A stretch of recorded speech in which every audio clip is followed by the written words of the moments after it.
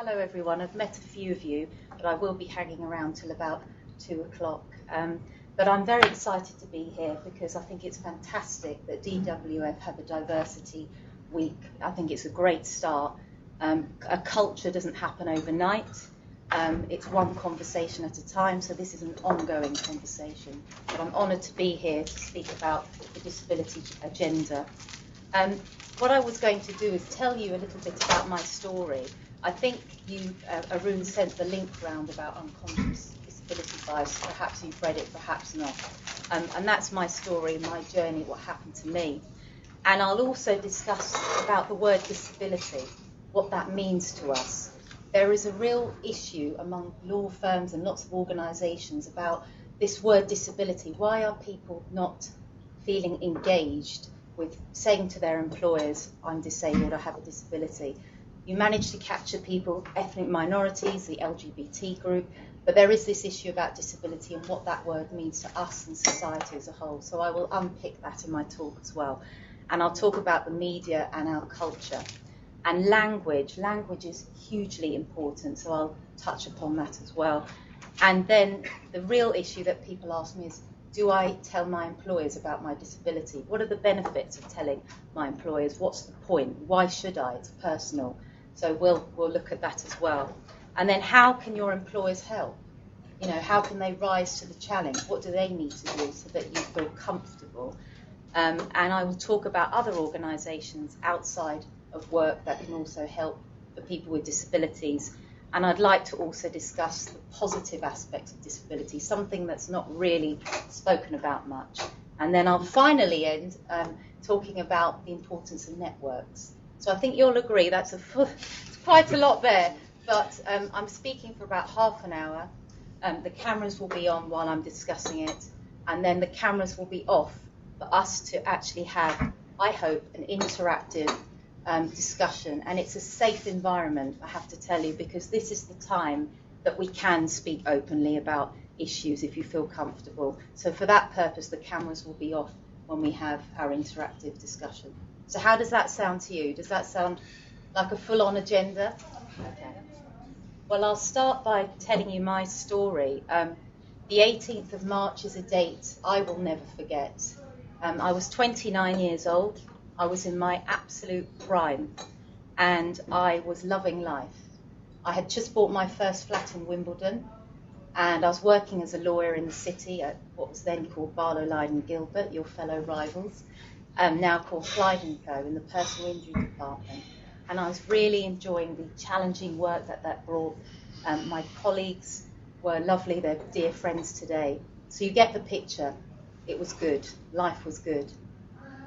And I went to bed that day, just like you will do tonight on the 18th of March. And in the middle of the night, I felt a pain in my back. And it was a really strange sensation, a pain I've never experienced before. And I also, my bladder was full, and I needed to go to the bathroom. So I went to the bathroom. This is in the early hours. And I just couldn't go to the toilet for some reason. My bladder was full, but I just couldn't pass any water. Went back to bed, same thing, got up, kept going back to the bathroom, back to my bedroom, back to the bathroom. And within hours, my legs just got weaker and weaker. And in the end, I just couldn't get out of bed at all. It was the most frightening experience I've ever encountered. And I was very scared because I was on my own. I was living there I was on the second floor, there's no lift. I phoned my parents, and my mum, understandably, was very concerned. And I phoned my friend at work saying, I can't move my legs. And she's a very calm person, and the panic in her voice made me realise, gosh, this is really serious. So, to cut a long story short, the ambulance came, they had to carry me down, I couldn't even stand. Went to hospital, and I spent time at St George's Hospital, and they did every test under the sun. And I became very unwell, actually. I got pneumonia, I had a collapsed lung. Never been in hospital in my life. I'd never smoked before, I was a vegetarian, I went to the gym 4 or 5 times a week. You just wouldn't think it would happen to you, but it did. And after I got better, the job in hand was what has happened. So my neurologist ran lots of tests, and in the end they said, you've had a stroke of the spinal cord. I'd never heard of it either, 29 years old. And I said to my neurologist, well, what have I done? How has this happened? I just don't get it. Things like that do not happen to me. He said, Yasmin, if you came to me the day before, I'd say there's 0.00001% of this happening. There's nothing that you could have done. So it turned my world upside down. My friends, my family, everyone. We've never knew anyone who was in a wheelchair. I was thrown into the world of disability literally overnight. So as I got better, the next stage was finding a place in rehabilitation. And I always thought, I'm going to walk again. And so I went to Stanmore Hospital, and there I had to learn how to wash myself, how to dress myself. It's very hard putting trousers on as well without standing up. Things like that, but things you don't even think about, things you take for granted. And I had to learn how to transfer from my chair to the bed, from the bed to a sofa. You know, my body was different. It was like I'd been reborn, and I was learning how to cope with this new body. But I was still the same person inside. And it was very, very difficult. And I didn't make any improvement mobility-wise. I can move a couple of toes. And when I was discharged from hospital, I was there for about 2-3 months. It was then the psychological effect. I saw myself differently, but so did the world. And it was learning to use this wheelchair, but the psychological was huge. Because when you acquire a disability, you go through like a bereavement process. You go through the anger, the denial, and some people never get there, but the end stage is acceptance. And it can be a very isolating experience. And I realised I harboured some prejudices because I had an opportunity when I left hospital to take part, to go on a course. And it was a course for people, it was organised by a charity called Backup, Spinal Cord Injury, who help people. And the course was going to Edinburgh to learn how to use your wheelchair and go up and down those hills. My first reaction was, I don't want to hang around with a bunch of disabled people. I'm ashamed to say that now, but that was my reaction. I thought, well, I'm not like them. They're not like me. I'm not that person, which is silly because what kind of lawyer was I? I was a lawyer then. I based an opinion on absolutely no evidence whatsoever. I'd never met anyone in a chair. I didn't know anybody who was disabled. Yet I thought I knew what these people were like. But I did go on the course. But then it leads me to, the next subject of, well, what is this issue with the word disability? What is it that we don't like about it? We have to look at the media. We have to look at culture in our society. And if we start with the word disability, it's negative. It starts with the negative prefix dis. And when you think of disability, let's look at the media. They generally polarise the issue of disability. On the one hand, you've got the Paralympics. They're almost superhuman. On the other hand, how many times do we see in newspapers disability, benefits, fraud, poverty, negative words? The reality is most people are in the middle, like you and me, or people that you know with disabilities, going about their normal everyday lives. And I think it has got better. Paralympics did a lot of good, but I'm not really interested in sport. But the amount of times people ask me during the Paralympics, are you taking part? I really would have been rich every time. It's hilarious. And what else about the media? Well, soaps. Let's look at soap storylines. There has been some improvement, but there was a time where my partner, for example, he's a wheelchair user, so you can see I kind of got over the prejudice there. We're getting married next year as well, so I'm fine with it now. But he does lots of things, but he's a part-time actor. And at the time, this is a few years ago, he was in Casualty, the soap drama. And the storyline was he kills himself at the end. And his grandma, who was alive at the time, his real grandma, not in the soap, she was devastated. She said, "Oh, Luke, this is just too sad." And he said, "Look, Nan, don't worry, it's not real." But, I believe Coronation Street, I don't watch it, but there's a positive character there. She's in a wheelchair, and she works, she's in a relationship.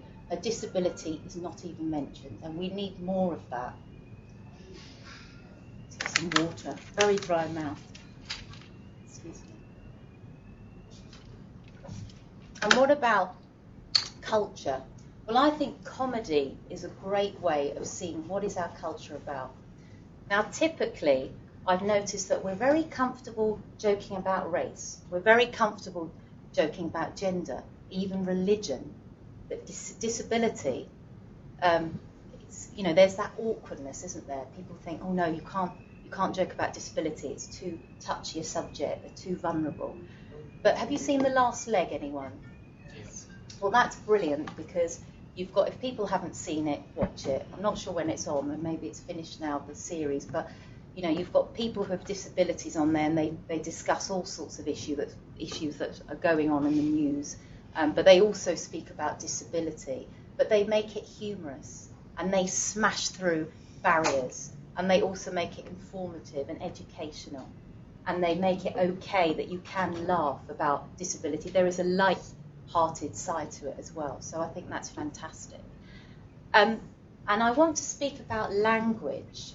Now, I don't know how many of you, for example, use the term wheelchair-bound. I despise it, and I'm sure that I used that word probably before I was injured, without even thinking about it, because it's common parlance, isn't it? We use it all the time. We see it. We see it in headlines. It may be used, on the news, but it's something we don't think about until you're in that particular group. You think, hang on a minute, I don't really like that. Wheelchair bound, not really into bondage, sorry, not interested. So, you need to look at language, and we say things like suffering from MS, suffering from cancer. These are very emotive words, but they're also very disempowering when you are in that group. So watching your language, I think, is very, very important. And you may think, well, why does this actually matter? Is this political correctness gone mad? No, it's not. Because our words our thoughts affect our words, and then they affect our behaviour. And all of this matters. It plants a seed. It's a subconscious thing going on. The media, the culture, the language. We're taking it all in, and we don't even realise. And I do think there is a soft bigotry of low expectation of disabled people. I'll give you an example. The other day, actually, this lady came up to me and she said, we were in conversation before, not a stranger. She said, do you work? I said, that's really interesting. Because before I was injured, people would say, what do you do? So watch your language and your unconscious bias. And, I highlighted, she went, oh, thank you very much for telling me. She wasn't aware. But where did she get that from? So I just find it fascinating because I've had this before it being injured, walking around like you, and now I am injured, and it's obviously a very visible disability. I can see the contrast. It's quite interesting. So I'm now going to speak about what has this got to do with telling your employers about your disability. And notice I say the word tell or share your disability, not disclose, because I'm uncomfortable about the word disclose. It suggests it's shrouded in secrecy. There's some dirty secret that you need to disclose. Let's just say share or tell. It's much easier. I think it makes people more comfortable as well. So why should you tell them? Well, if you have a disability and you're getting on with your life and it doesn't impact your work, then no need to tell. Well, why should you? It's personal. And I understand the reservation of some people not to tell. It's a matter of trust, isn't it? Trust it can take months to build up, but it can take minutes to destroy trust. But you need trust in your employers. Can you trust them not to put it on your record? Can you trust them not to tell HR? Can you trust them not to tell other colleagues? Confidentiality is key. People will not tell their employers if they feel uncomfortable, that they haven't got a culture in which they feel free and comfortable to share it. But what are the benefits? What's the point, you may ask? Well, my disability is very visible, obviously, but when I went back to work, I had to share some information with my employers because then I could be my best at work and thrive at work. But I had to say, look, it takes me longer to get ready in the morning. I'm on medication at that time which made me quite drowsy. So we arranged I came in later because by the time I got in, the medication had worn off. and you know, I wasn't absolutely killing myself to get in. So there was some flexible working. I also know somebody, a trainee solicitor, who has, he's an amputee, and he's got a prosthetic leg, and he says, you know, sometimes he gets very tired and it rubs and it's quite painful. So he's arranged with his employers to work one day at home and rest his leg. So, and he can put it up and he's more comfortable. He probably does more chargeable hours, to be fair. Because technology, I mean, how lucky are we? We were just speaking about technology. We're living in a world where this has enabled disabled people to be flexible and employers to show flexibility in working at home if need be. So I think that's a fantastic thing. So employers can help by having trained line managers to have conversations which are confidential, discreet, consistent, and sensitive. And they can help by providing reasonable adjustments. That is the legal, the legal requirement. So reasonable depending on the size of the organisation, depending on the cost of the adjustment. So that's how employers can help. Other organisations, well, Arun said in his introduction, I'm a member of the Lawyers with Disability Division, and it's free to be a member, and you can attend lots of seminars, and it's a good networking opportunity as well. And also they have a mentoring scheme. So they match you up with a mentor. If you wish to speak about disability and you need some guidance, they have a mentoring scheme which is very popular. And have you heard of Access to Work, anyone? Some have. Well, I'll just briefly tell you, it's part of the government and it's really helped me, because when I went back to work, they provided a taxi to and from work, which is brilliant. They actually chucked some money towards this wheelchair. It's a super light wheelchair, carbon fibre, really fast and speedy, which saves my poor little shoulders from, you know, lugging around a heavy chair. So they chucked some money towards that, which is brilliant. I think roughly over £1,000, so it's pretty generous. Access to work, so there's travel arrangements and equipment. They also came in and did a workplace adjustment, workplace assessment. They paid for a new keyboard, they checked the height of the desk, so they do a lot of good stuff there. And there's also Law Care. Now, Law Care is a charity for people in the legal profession, and they are open 365 days a year. It's free, it's confidential, and if you have any issues, personal or professional, Law Care are there for you to speak with them confidently. And let's talk about positive stuff. Well, I personally feel I have gained enormous amount through having a disability. You wouldn't think it, but I have.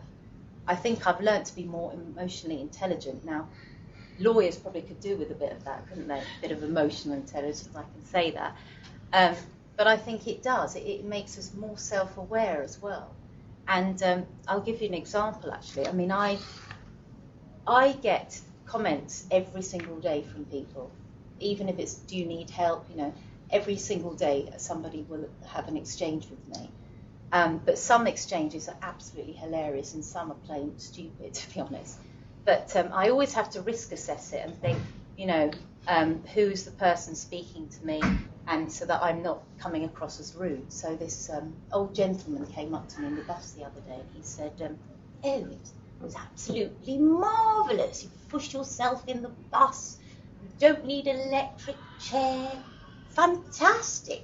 I was just looking at him blankly. The whole bus was quite bemused, to be honest. He carried on. He said, you must get a wonderful cardiovascular workout there as well. Again, I was just staring at him. I said, and you look so well, don't you? You look so well. And I just didn't know what to do. So he said, and now you're going to tell me you don't speak English. So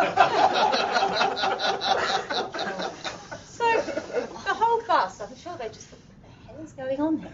But I thought, this is an older guy. Why am I telling you this story? This is an older, I'll tell you why. This is an older guy from a different generation who is genuinely, absolutely delighted to see me out and about. And I couldn't hurt his feelings. And he really was chuffed, you know, that somebody was out. They'd washed, they'd even brushed their hair, and they're in a wheelchair. Imagine that.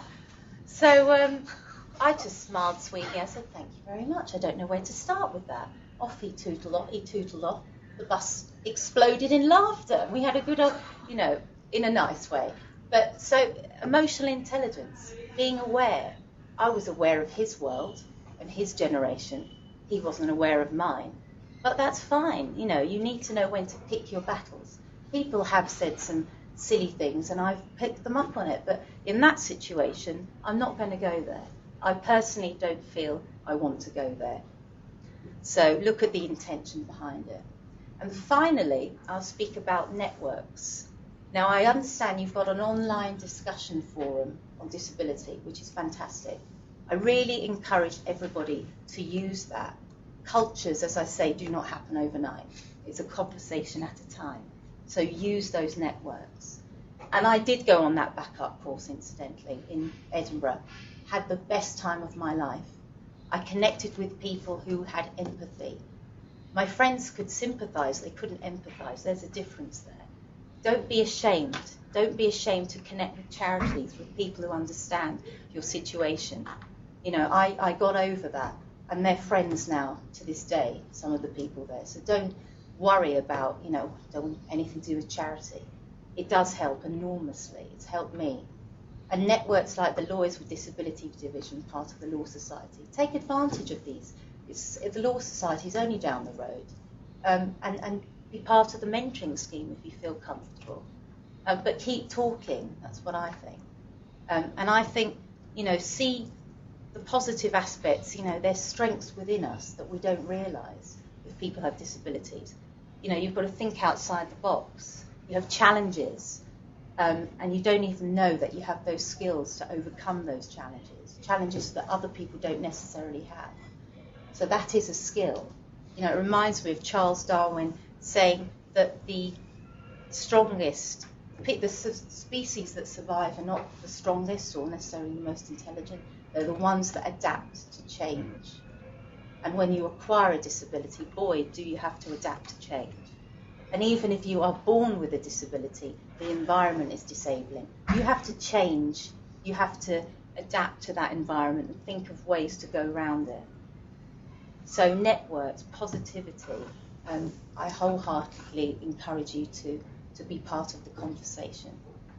And on that note, we can open up the debate and you can ask me questions and hopefully we can have a bit of a lively discussion.